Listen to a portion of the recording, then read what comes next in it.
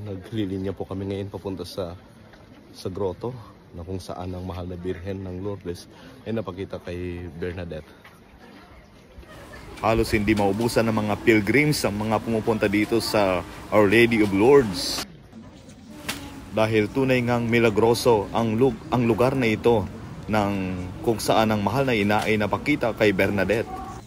Ganun na lamang ang pagtsatsaga ng mga tao na pumila dito ng kahit gaano katagal para lang masilayan itong napakagandang lugar na ito at napaka-misteryoso at napaka-religyoso.